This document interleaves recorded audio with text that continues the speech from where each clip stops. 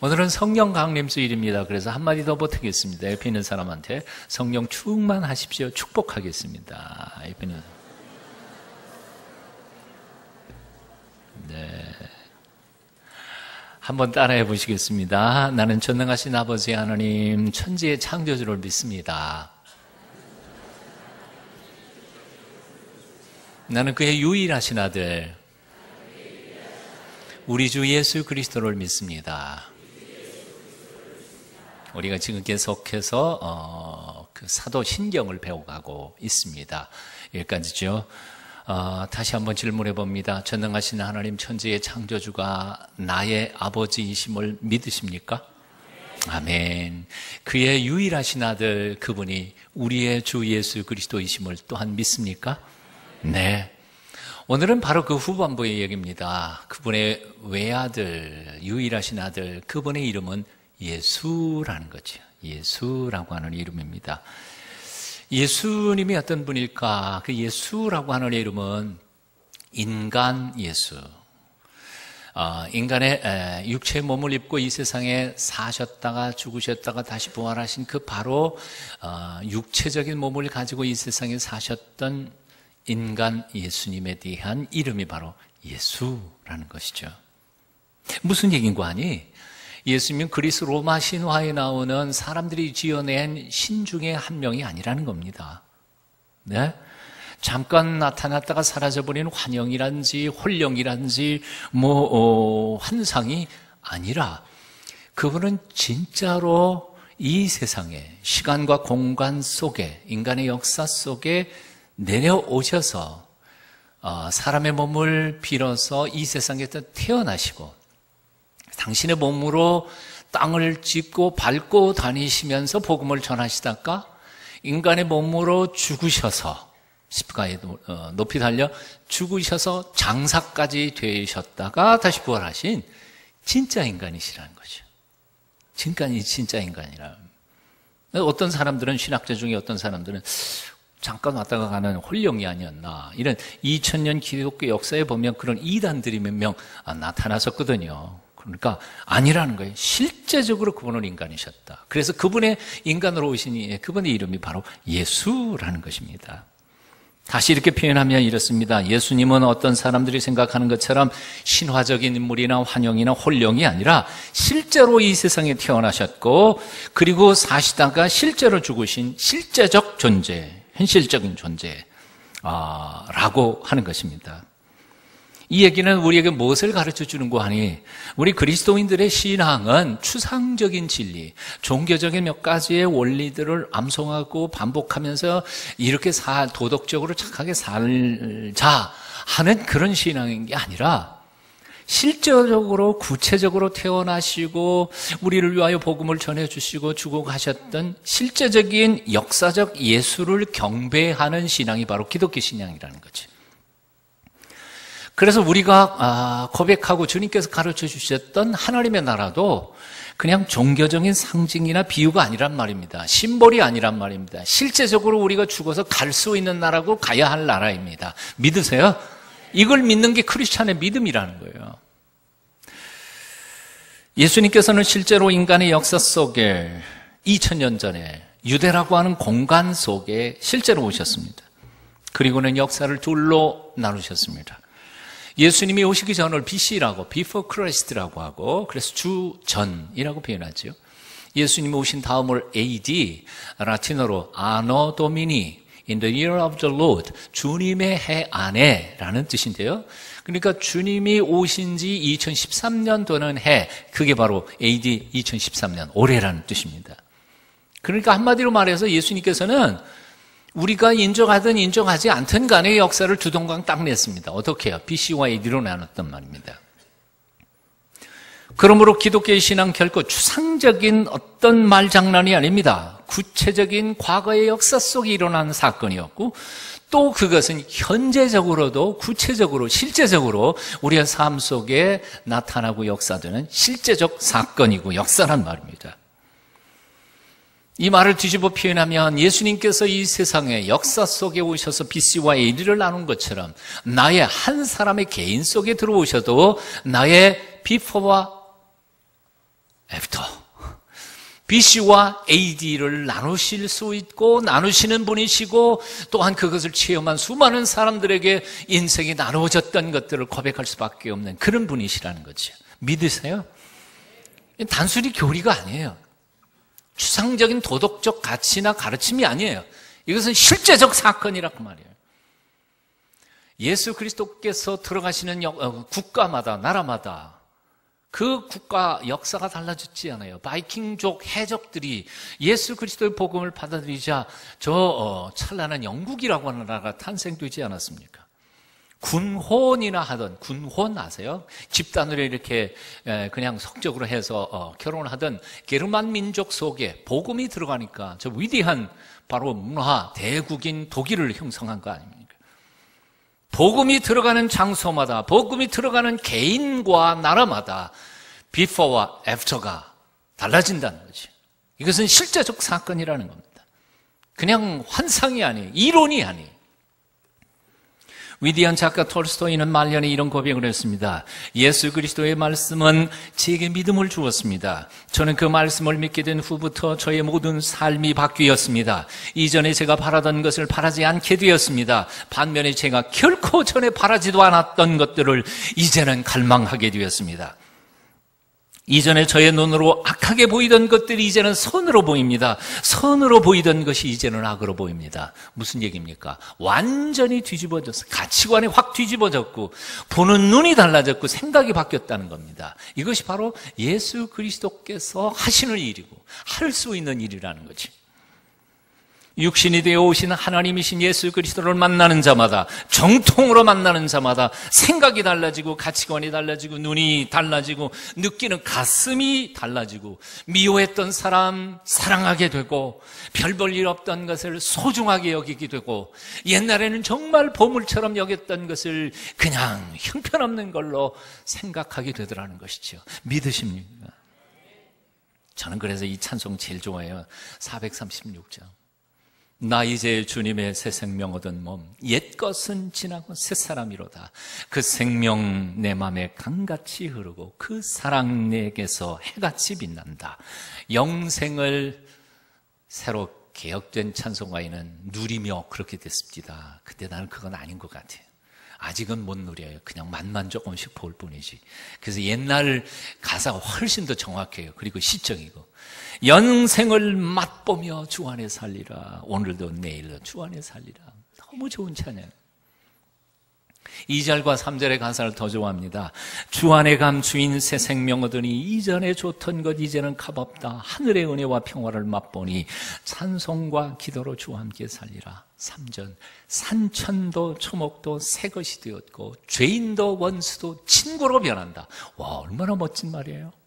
죄인도 원수도 친구로 변합니다. 예수 그리스도 안에서 새 생명 얻은 자 영생을 맛보니 주님을 모신 맘 새 하늘이로다. 이 찬송은 불러야 맛이 아니에요? 저하고 같이 한번 불러봅시다. 뭐 반주 없어도 괜찮아요. 가사 산천도 초목도 새 것이 되었고 죄인도 원수도 친구로 변한다.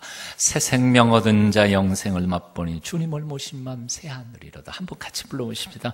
산천도 초목도 새 것이 되었고 죄인도 원수도 친구로 변한다. 새 생명 얻은 자 영생을 맛보니 주님을 모신 맘 새 하늘이로.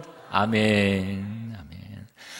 하나님께서 사람을 찾아오셨는데 그 사람이 변하지 않는다는 게 이상한 거죠. 변하지 않는 게 이상한 거죠. 예수 그리스도를 하나의 기독교적인 교리로 받아들이거나 암송하거나 이해된다면 삶은 안 바뀌어요. 머리는 커질지 몰라도. 하지만 그분이 실제적인 살아있는 하나님으로서 내 마음속에 딱 들어오시는 순간부터 내 생활은 변하는 게 당연한 거죠. 저는 과거에 그랬고요. 제 삶이 개인적으로 그랬고요. 저 개인적으로도 예수님께서 제 인생에 들어오신 후 엄청나게 달라졌습니다. 우상 숭배하던 나의 가정이 확 달라졌습니다. 예전엔 지구의 중심이 나라고 생각했고 자기 중심적으로 살아왔지만 예수님이 내 마음속에 들어오신 후로는 내가 인생의 중심이 아니라는 것을, 내가 우주의 중심이 아니라는 것을 나는 정직하게 깨달았습니다. 네. 그리고 남을 돌아볼 수 있고 세상을 돌아볼 수 있게 되었습니다. 가치가 확 달라져 버린 거지. 이제 묻습니다. 예수님께서 여러분의 삶 속에 구체적으로, 실제적으로 들어가셨습니까? 대답 분명하게 하셔야 됩니다. 여러분 10년 가운데 주님께서 들어가셨어. 정말 구원의 감격과 기쁨으로 오늘날 여러분은 살고 계십니까? 대답하셔야 돼요. 여러분이 예수님을 마음속에 모신 후로 과연 비포와 애프터가 있었습니까? 무엇이 어떻게 바뀌었습니까? 정직하게 한번 돌아보십시오. 믿기 전이나 믿은 후나 하나도 달라진 것이 없다 그런다면 여러분의 신앙을 다시 한 번 더 의심해 보십시오. 다시 한 번 더 여러분의 신앙생활을 체크해 보십시오. 돌아보십시오. 아직까지도 내가 주인입니까? 아니면 예수님이 정말 주인이십니까? 캔터베리 대주교가 이런 말을 했다고 합니다. 예수님은 가시는 곳마다 혁명을 일으켰는데 요즘 크리스찬들은 가는 곳마다 커피만 마신다. 참 위트 있는 말인 것 같아요. 예수님께서는 가시는 곳마다 가치관이 달라지고 세상이 달라지고 가정이 변화되는 거예요. 근데 요즘의 크리스찬들은 밤낮 커피 마시면서 중생이 어떻고 뭐 천국이 어떻고 가십거리로 얘기만 하지 삶은 하나도 바뀌지 않는다는 거예요. 확실히 하십시오. 하나님의 하나밖에 없는 외아들이신 예수 그리스도, 그분은 바로 나에게 구원 주시는 분으로 정말 내 가슴속에 모셔드렸는지를 확인하십시오. 예수라는 말은 헬라어이고요. 그것에 대한 히브리어는 여호수아. 그래서 여호수아라는 말하고 예수라는 말은 같은 말입니다. 하나는 히브리어고 하나는 헬라어이고요. 그런데 여호수아라는 말은 아시는 것처럼 여호와는 나의 구원이시다라고 하는 신앙 고백입니다. 예수, 그래서 신약 성경에 보면 나의 구원, 우리를 구원하실 자라고 고백하게 됩니다. 정말 예수님을 마음속에 모셔드리고 구원의 감격과 기쁨으로 살아가고 계신지 정직하게 돌아보며 그분 안에서 구원의 기쁨을 맛보시기를 축원합니다. 바로 톨스토이처럼, 파스칼처럼, 남강 이승훈처럼, 고당 조만식 선생처럼, 주기철 목사, 손영환 목사님처럼 비포와 애프터가 확실하게 달라지고 여러분의 생애가 변화를 받는 하나님의 사람들이 다 되시기를 축원합니다. 예수, 그분은 홀령이 아니에요. 환상이 아니에요. 이론이 아니에요. 실제로 우리와 똑같은 피와 살로 이 세상에 오셔서 우리를 만나주시고 우리를 새롭게 하신 살아계신 하나님이십니다. 그분은 또한 그리스도이십니다. 그리스도는 말은 메시아라는 히브리 말을 헬라 말로 이렇게 부른 것입니다. 그래서 그리스도라는 말하고 이제 메시아라는 말하고 똑같은 말입니다. 똑같이 무슨 뜻이냐면 기름 부음 받은 자라는 뜻입니다. 예수라는 말은 이름이시고요. 그리스도라는 말은 사실 이름이기보다는 직함입니다. 직책의 이름입니다. 제 이름이 뭔지 아시죠? 예, 오늘 처음 나오신 분 빼놓고는 다 아실 거예요. 제 이름은 서정호입니다. 하지만 저희 직함은 뭡니까? 목사입니다. 예수님은 그분의 이름이 예수님이시고 그분의 직함은 뭡니까? 그리스도이십니다. 그래서 사실 예수 그리스도라고 하는 이름은 그냥 이름인 것 같지만 사실 2000년 전에 예수 그리스도 같이 붙은 것은 문장이었습니다. 무슨 문장이냐면 예수님은 그리스도이시다라고 하는 고백의 문장이었습니다. 예수 그리스도라는 예수님이 우리에게 그리스도이십니다라고 고백했던 것이 일반화돼가지고 그냥 예수 그리스도 그렇게 돼버린 거지. 자, 예수께서 그리스도라고 하는 고백은 무엇을 의미하는 것일까요? 아까도 말씀드린 것처럼 기름 부음 받은 자라는 뜻이었습니다. 구약 성경에 기름 부음을 받는 하나님의 종 셋이 있었습니다. 첫째는 유대인의 왕입니다. 왕을 하나님의 존전에서 기름 부어 그 나라를 통치하는 하나님의 아들로 공식적으로 영입하는 거죠. 두 번째는 하나님의 말씀을 선포하는 예언자와 선지자를 스승이 기름 부어 다음번 하나님의 종으로 세워줍니다. 그래서 예언자도 기름 부음 받는 자입니다. 세 번째로 제사장입니다. 하나님과 백성들 사이에서 중보자의 역할을 하는 제사장도 기름을 부어 하나님의 종으로 사역하게 합니다. 그런데 그리스도라 메시아라 하고는 이 독특한 명칭, 직함은 바로 이 세 가지의 직을 다 한 몸에 받은 하나님께서 특별히 말세에 보낼 특별한 종을 호칭한 것이 바로 메시아 혹은 그리스도였습니다. 그러니까 한마디로 말해서 예수 그리스도께서 나의 그리스도입니다라고 하는 고백 속에는 이 세 문장이 숨어 들어간 겁니다. 예수님은 나의 왕이십니다. 예수님은 나의 예언자, 선지자이십니다. 예수님은 나의 제사장이십니다. 라는 고백입니다. 사도신경을 여러분들이 고백하실 때 그의 유일하신 아들 우리 주 예수 그리스도를 믿습니다 라고 고백할 때 여러분들은 자동적으로 그분은 나의 왕이시고 예언자이시고 나의 제사장입니다 라고 하는 고백이 들어가 있는 것입니다.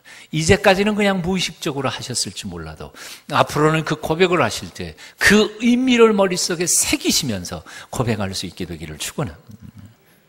이제 질문합니다. 참으로 예수님이 여러분의 삶의 왕이십니까? 정말 왕이십니까? 나는 그분의 영토에서 살고 있는 그분의 겸손한 신하가 틀림이 없습니까? 아니면 가끔씩 우리가 생각하는 것처럼 보통 때는 새까맣게 잊어먹고 살다가 그저 조금 어려운 일만 부딪히면 마치 심부름센터에 심부름 시키는 것처럼 이거 누가 좀 해줄 수 없나? 예수님이 심부름센터의 심부름꾼이에요? 얼마나 많은 그리스도인들이 그렇게 예수님을 착각하고 있는지 몰라요. 나 어려운 일 맡아가지고 그것만 뒷설거지나 해주시는 분으로 착각한 사람들이 얼마나 많은지. 다시 또 질문합니다. 예수님은 하나님의 축복의 산으로 우리를 이끌어 가시는 말씀의 선지자, 말씀의 예언자이십니다. 과연 여러분은 그 말씀의 길을 열어주시는 그분의 말씀 앞에서 얼마나 순종하면서 살아가고 있습니까? 말씀을 내 생각에, 논리에 딱 비추어서 내 마음에 들면 받아들이고 내 마음에 안 들면 거부하는 그런 자세로 하나님의 말씀을 듣고 계시는 건 아닙니까? 세 번째로 예수님은 나를 위해 친히 몸을 버려 죽으신 대속제물이시자 대제사장이십니다. 과연 그분의 나를 향하신 속죄의 은혜에 대하여 얼마나 감격하면서 하나님께 감사하면서 하나님 앞에 예배하고 계십니까? 우리는 예배를 드립니다. 그러면서도 그 예배를 받으시는 그분이 얼마나 나를 사랑하셨고 어떤 죽음으로 죽어 가셨는지에 대하여 감격과 기쁨, 감사 한 마음도 가지지 않은 채 그저 무의식 중에 그냥 억지로 시간을 때우고 있는 건 아닐까요? 그리스도, 메시아, 나의 참된 왕을 푸대접하지 않기를 축원합니다. 그분을 멸시하지 마십시오. 더글라스 베도는 이런 말을 했습니다. 피아노를 가졌다고 해서 모두가 다 피아니스트가 되는 것은 아니듯이 교회에 등록교인이 되었다고 해서 모두가 다 그리스도인이 되는 것은 아니다. 그리스도인이란 예수님을 왕으로 모시고 예수를 사랑하는 사람들에 대한 명칭이다. 그리스도인이란 예수님을 왕으로 모시고 예수님을 사랑하는 사람들의 명칭이 그리스도인이다. 다시 질문합니다. 여러분 그리스도인이십니까? 분명하게 대답할 수 있기를 축원합니다. 언젠가도 말씀을 나눴습니다만 시편 23편 1절에 다윗은 이런 고백을 하죠. 여호와께서 나의 목자가 되시니 나는 부족함이 없다. 어떤 사람이 어떤 교인이 그걸 읽다가 그래 맞다. 여호와께서 목자가 되시니 얼마나 좋으랴. 그런데 왜 나는 똑같은 그 여호와 하나님을 나의 목자로 삼는데도 이렇게 부족한 게 많을꼬? 그랬더니 마음 한쪽 구석에서 하나님이 이렇게 말씀하시더라는 거죠. 야, 네가 언제 나를 목자라고 한 번이라도 인정해 본 적이 있냐? 가슴 찔리는 사람도 좀 있을 거예요. 다윗은 하나님 여호와를 목자라고 인정했습니다. 그래서 맡겨드렸습니다. 그래서 하나도 부족함이 없는 삶을 살 수 있었습니다. 오늘날 많은 그리스도인들은요, 하나님을 목자로 인정하지 않습니다. 그분을 왕으로도 예언자로도 제사장으로도 인정하지 않습니다. 내가 그분보다 잘나고 똑똑한 것처럼 내 머리만 믿고 사는 크리스찬들이 얼마나 많이 있는지 모릅니다. 그분을 왕으로 모십시오. 북아메리카 신대륙을 발견했던 크리스토퍼 콜럼버스는 맨 처음부터 그렇게 고상한 뜻, 위대한 뜻으로 신대륙을 찾아간 것은 아니었다고 합니다. 오히려 인도라고 하는 대륙에 황금이 많다는 것을 소문을 듣고 황금 얻으려고 항해의 길을 떠났던 것이었습니다. 그랬던 그가 항해를 마치고 돌아온 이후에 크리스토퍼, 그 뜻이 그리스도를 업고 다니는 자라는 뜻인데, 그 크리스토퍼 콜럼버스, 크리스토퍼라는 이름이 자꾸 가슴에 걸리작거렸습니다. 고민하기 시작했습니다. 내가 진짜 그리스도를 업고 다니는 사람이었을까? 나의 지난 삶이 정말 그렇게 살아왔다고 자신 있게 말할 수 있을까? 이제까지 내가 살아왔던 삶은 그리스도를 업고 그리스도를 모시고 다니는 사람이기보다는 오히려 황금을 업고 돈을 업고 다니고 싶어 했던 사람이 아니었을까? 그리고는 수도원에 들어가서 며칠 동안 자신의 삶을 정직하게 돌아보며 하나님 앞 기도를 시작합니다. 결국 그는 엎드려서 이름에 합당한 삶을 살지 못했음을 회개하고 하나님 앞에 기도합니다. 하나님, 내 이름에 합당한 삶을 이제부터라도 살기를 원합니다. 그리고 헌신합니다. 그 후로 그의 삶은 달라졌다고 합니다. 14년이 지난 어느 날 그는 고요하게 눈을 감으며 이렇게 아름다운 말을 남겼습니다. 내 평생에 가장 행복했던 순간은 신대륙을 발견했던 순간도 여왕님께 표창을 받은 순간도 아니었다. 오직 그리스도, 그분을 온전히 내 주인으로 모시고 그분의 참된 제자로 살아왔던 지난 14년의 삶이었다. 사랑하는 여러분, 지난 세월 어떻게 살았든지 상관없습니다.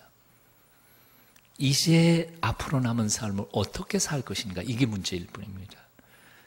이제라도 주님을 업고 다니는, 주님을 모시고 다니는 크리스토퍼, 하나님의 거룩한 백성들이 다 되시기를 축원합니다. 주님은 나의 왕이십니다. 주님은 나의 예언자이십니다. 주님은 나의 제사장이십니다. 믿음으로 고백하며 사십시오. 마지막 세 번째로 그분은 바로 우리의 주이십니다. 주인님이십니다. curious라고 하는 거죠. 헬라어 원전에는요, 주인이라는 단어가 두 가지가 사용이 됩니다. 하나는 데스포테스라고 하는 단어이고 또 다른 하나는 성경에 나오는 이 curious라고 하는 단어입니다. 데스포테스라고 하는 이 단어는 종속 관계에 있는 사람들의 의사나 동의와 상관이 없이 지배하고 통솔하고 다스리는 주인을 가리키는 겁니다. 어떻게 표현하면 전제주의 국가의 황제 같은 존재라고 말할 수 있겠죠. 자, 그러나 큐리어스라고 하는 이 주인의 의미는 뭐냐 하면 그 종속 관계에 있는 사람의 동의나 아니면 선택에 의해서 주인이 되기도 하고 안 되기도 하는 관계예요. 그래서 어떻게 보면 요즘식으로 말하면 민주주의 국가의 대통령과 같은 직이라고 말할 수 있을 겁니다. 그러나 오해하지 마십시오. 똑같은 건 아닙니다.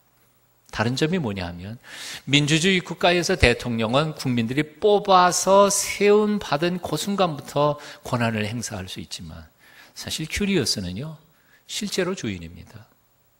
선택받든 안 받든 다 주인입니다.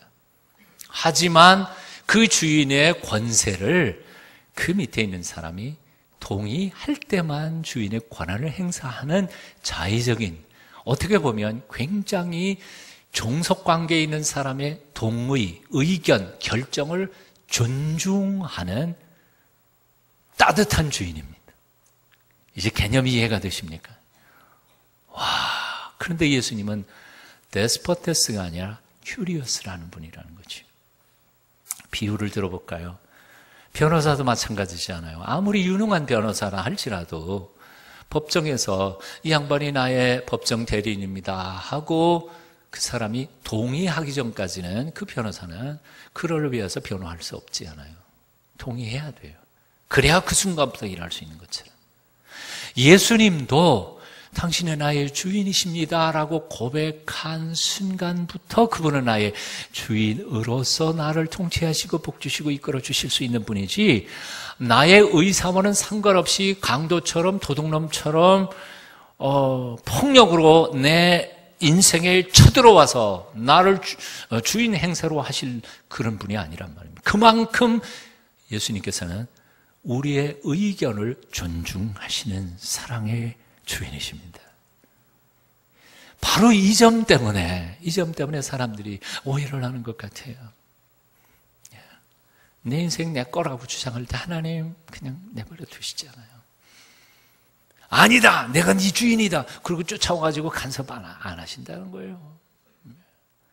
근데 어떤 때에는요, 개인적으로 생각해보면 그래요. 아유, 좀 제발 나의 육체적인 본능이란지 이런 것들이 많고 나도 잘못 선택해갖고 손해볼 때 많으니까 하나님이 내 의사하고는 상관없이 내 주인이 방 되셔서 그냥 나를 확 당신의 것으로 사로잡아서 해주시면 참 좋을 것 같아요. 안 그래요? 아닌가 보네요, 여러분들은. 근데 저는 그래요.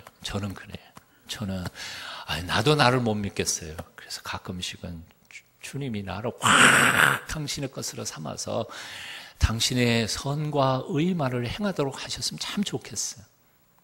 근데 주님 그렇게 안 하셔요. 자유의지를 내게 주셨고요, 자유의지로 기꺼이 하나님 그 예수 그리스도의 왕권에 대하여 인정하며 동의할 때까지 참고 기다리신 분이시라는 거예요. 이게 바로 예수 그리스도이세요. 사탄과 다른 점이 바로 여기 있어요. 마귀와 다른 점이 바로 여기 있어요. 왜냐하면 만일 하나님이 감권적으로 나한테 나의 의지와 상관없이 당신의 거를 삼는다면 나는 선을 위한 로봇에 지나지 않아요. 나는 선택권도 없고 그냥 그분의 그냥 노예이죠. 마귀의 노예와 하나님의 노예와 다른 게 뭐가 있겠어요? 자기의 선택의 의지가 없다면. 근데 성경을 아무리 읽어봐도 하나님은 마귀 같은 존재가 아니에요. 이 형편없는 나에게까지도 자유의지를 주시고 고민하면서도 하나님 앞에 죄를 짓고 실수하고 형편없이 살면서도 그분의 뜻대로 내 의지로 노력하고 살아가려고 노력하는 것을 기쁘게 여기시고 기뻐하시고 축복하시는 하나님. 그러므로 사랑하는 여러분, 하나님의 은총 속에서 살기를 원하십니까? 하나님의 축복과 그 무한하신 평화와 하나님이 가지신 그 영적 부요함을 여러분이 누리면서 살고 싶으십니까? 그렇다면 마음을 창원해서 여십시오. 그분을 주인으로 인정하고 맞아들이십시오. 그분의 선한 통치에 아무런 이의 없음을 하나님 앞에 분명한 고백으로 주께 요청해 보십시오. 그 유명한 명화 여러분들 아마 많이 보셨으리라고 생각합니다. 예수님께서 어느 문 앞에 서셔서 담쟁이 넝쿨도 많이 있고 그런데 두들기고 계시는 그 명화 있잖아요. 솔로몬이라고 하는 작가, 화가가 그렸다고 그럽니다만 하여튼 그 그림을 보셨으리라고 생각합니다. 그런데 그 그림에 그 독특한 점이 하나 있죠. 문에 밖에 고리가 없다는 거죠. 문 손잡이가 없어요. 그러니까 밖에서 왈카닥 열고 들어갈 수 있는 사람 아무도 없단 말이에요. 예수님께서 그렇게 들어가시는 게 아니란 말이에요. 똑똑 두드리고 있습니다. 어떻게 열려요? 안에 있는 사람이 열어줘야만 들어가요. 안에 있는 사람이. 오늘 이 아침 여러분이 그분을 여러분의 주인으로 모셔드리기를 축원합니다. 그분이 여러분의 인생 가운데 들어가셔서 여러분의 삶을 복되게 인도하여 주시기를 빕니다. 혹시 민혜경이라는 가수 아십니까? 예, 다들 잘 알더라고요. 연세 많으신 분들도 잘 알더라고요. 저는 잘 몰랐는데 민혜경 씨와 김현준 씨가 1982년도에 부른 노래가 여행가가 하나 있었어요. 근데 그게 우리가 예수 믿는 식으로 말하면 수많은 사람들의 은혜를 끼쳤나 봐요. 감동을 받아가지고 2004년인가 5년에 요즘에 젊은 가수 송지은 씨도 그걸 리메이크 해가지고 그 노래를 불렀더라고요. 제가 오늘 설교 준비하면, 이 설교 준비를 하면서 봤더니 그게 나오더라고요. 그 두 양반, 민혜경, 김현준 씨가 부른 유행가 가사가 뭔지 아세요? 내 인생은 나의 것. 제가 그 가사를 조금 읽어드리려고 합니다. 아마 여러분 중에 은혜 받는 사람이 있을 것 같아요. 내 인생은 나의 것, 내 인생은 나의 것. 그냥 나에게 맡겨주세요. 내 인생은 나의 것, 내 인생은 나의 것. 나는 모든 것 책임질 수 있어요. 사랑하는 부모님은 나에게 너무도 많은 것을 원하셨어요. 때로는 감당하기 어려웠지만 따라야 했었지요. 가지 말라는 곳엔 가지 않았고 하지 말라는 일은 삼갔기에 언제나 나는 얌전하다고 칭찬받는 아이였지요. 그것이 기쁘셨나요? 화초처럼 기르시면서 부모님 뜻대로 된다고 생각하셨나요? 그러나 이젠 말하겠어요. 부모님은 사랑을 다 주셨지만 나는 아직도 아쉬워하는데 이렇게 그늘진 나의 마음을 그냥 버려두지 마세요. 2절. 부모님이 살아오신 그 길이 나의 인생은 될 수 없어요. 시대는 언제나 가고 가는 것, 모든 것은 달라졌어요. 부모님의 어린 시절을 다시 한번 돌아보세요. 그때는 아쉬운 마음이 없으셨나요? 나는 이미 알고 있어요. 부모님이 말하는 그 모든 것이 사랑인 줄을 나는 알아요. 그러나 내가 원하는 것도 부모님은 알아주세요. 내 인생은 나의 것, 내 인생은 나의 것. 그냥 나에게 맡겨주세요. 내 인생은 나의 것, 내 인생은 나의 것. 나는 모든 것 책임질 수 있어요. 벌써 은혜 받은 얼굴 굉장히 많아요. 어떤 사람이 블로그에다가 이 민혜경의 노래를 회고를 하면서 적어놓은 몇 자 아주 짧은 줄이 있어요.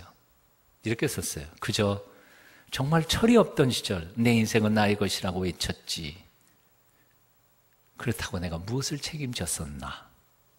이제와 생각해보니 나는 무엇을 얼마나 이루었단 말인가? 점점점점. 후회한단 말이에요. 자식을 자신의 소유인 것처럼 생각해서 자신의 살아온 경험이나 철학이나 이것을 강요하는 부모도 지혜로운 부모는 아닙니다. 어리석죠. 세상은 바뀌고요. 자신의 경험이 최고도 아니기 때문에. 그리고 자식들은 하나님이 주신 탤런트가 틀리고 성격이 다 틀리기 때문에 그들의 길을 걸어가야지 부모가 강요한다고 그 길 갈 수 있겠어요? 못 가거든요. 근데 그걸 강요하는 거, 이 부모가 지혜로운 부모라고 말할 수는 없어요. 하지만 반대로요. 부모님의 충고를 무조건 잔소리라고 치부하고 듣지 않는 자식들도 결코 지혜로운 자식이라고 말할 수는 없어요. 왜? 그만큼 평생을 살아왔거든요. 자식을 누가 제일 잘 알아요? 부모가 제일 잘 알거든요. 그러니까 자식들을 향한 마음으로, 간절한 마음으로 충고할 때 들을 수 있는 귀를 가진 자녀들은 복 있는 사람들이에요. 가장 어리석은 사람이 누구인지 아십니까? 바로 인생을 허락하시는 하나님, 그분마저 부정한 채 내 인생은 내 것이라고 외치면서 인생의 주인이신 그분과 정반대로만 살아가는 사람들이 있다면 그것처럼 어리석고 불쌍한 사람들은 또다시 없을 겁니다. 예수님은 curious, 본래부터 주인이셨습니다. 내가 인정하든 인정하지 않든 그분의 주인 되심을 인정하지 않고 내 멋대로 살아가는 것이 과연 당당하고 멋있어 보이려는지는 몰라도 세상 속에서 지혜로운 일은 결코 아닐 것입니다. 이제 질문 하나 해볼까요? 다 맡겨주면, 그 민혜경 노래 보니까 다 내게 맡겨주세요. 내가 책임질게요. 책임질 수 있어요, 여러분? 하나님께서 여러분의 인생을 여러분에게 다 맡겨놓으면 책임질 수 있어요? 책임질 수 있다는 사람도 있을라는지 모르겠는데 한 사람 소개를 하렵니다. 쇼핑 광으로 압구정동 유명 백화점에 VIP 고객이었던 한 여인이 있었습니다. 강남의 미술학원 원장으로 씀씀이가 큰, 그야말로 최대의 큰 손이었다고 합니다. 그러던 어느 날 갑자기 세상의 기득권을 다 버리고 승승장구 출세 가도를 달리던 남편이 예수에 미쳐가지고 중국 선교사 가겠다고 선포한 겁니다. 갑자기 자기 앞이 깜깜해졌습니다. 자기는 그런 거 생각해 본 적이 없었는데, 남편도 신학교 나온 사람이 아니고 잘 나가던 교수님이셨고 또한 기업가였는데, 남편 앞에 무릎을 꿇고 눈물을 흘리면서 말려도 왔는데 듣질 않았습니다. 가사 파업도 했다 그럽니다. 가사 파업 뭔지 아세요? 밥 안 해주고 가. 그러고 가사 파업을 했는데 남편을 끄떡도 안 하더라. 그래서 그래도 이 사람 교회 다니는 사람이니까 하나님 살아계신 걸 아니까 하나님 앞에 엎드려서 뭐라고 기도했냐면, 하나님 그 좋던 옛날 내 남편 되돌려 주세요. 부르짖고 떼쓰고 기도했는데도 하나님 안 돌려주더라는 거예요. 결국 그렇게 매달리고 기도하는 중에 하나님은 남편을 바꾼 게 아니라 그 여인을 바꿔버렸습니다. 그래서 결국 남편이 중국으로 선교사로 떠나는 그때에 자기도 사명선언문에다가, 남편 사명선언문 밑에다가 자기도 사명선언문 한 줄을 썼어요. 근데 한 줄을 쓰려고 보니까 뭘 하는 걸 할 줄 아는 게 있어야지. 선교사 가서 뭘 어떻게 할지도 모르고 믿음도 없고, 그러니까 거기다가 뭐라고 썼냐면, 남편이 만나는 사람 밥 해주러 중국에 간다, 그렇게 쓴 거예요. 남편이 가서 대학에서 수많은 제자들 가르치고 복음을 전할 때 복음 받은 아이들 집에 오면 그냥 밥 해주는 게 일이었다는 거죠. 몇 년 동안 그 집에서 밥 먹은 아이들이 신실하게 크리스찬으로 잘 자라는 것을 보면서 남편보다 더 미쳐버린 거예요. 그래가지고 책을 한 권 썼어요. 그 책이 바로 중국 열방중고등학교 설립자인 최하진 선교사님의 아내인 최수연 원장인데, 그 책은 따라해 보십시오. 내 인생은 주님의 것이다. 순간의 선택이 10년을 좌우한다는 가전제품의 광고 카피가 있었습니다. 근데 저는 오늘 이 시간에 아니요, 10년 좌우하는 게 아니라 영원을 좌우합니다. 내 인생은 내 것이라고 외치며 나름 당당하고 멋있게 살아갈 수 있을지도 모릅니다. 하지만 내 인생은 주님의 것입니다 라고 고백하며 그분의 은총과 지혜와 능력으로 위대한 생애를 살아갈 수도 있을 것입니다. 선택은 여러분 것입니다. 그리고 결과는 여러분이 책임지셔야 할 것입니다. 오늘 이 아침 복된 선택을 하시기를 축원합니다. 기도하겠습니다. 주님, 오늘 이 순간 당신을 왕으로, 선지자로, 제사장으로 주님 의로 모시기를 갈망합니다. 내 마음속에 오셔서 좌정하시고 나를 통치하여 주시옵소서. 예수님의 이름으로 기도합니다.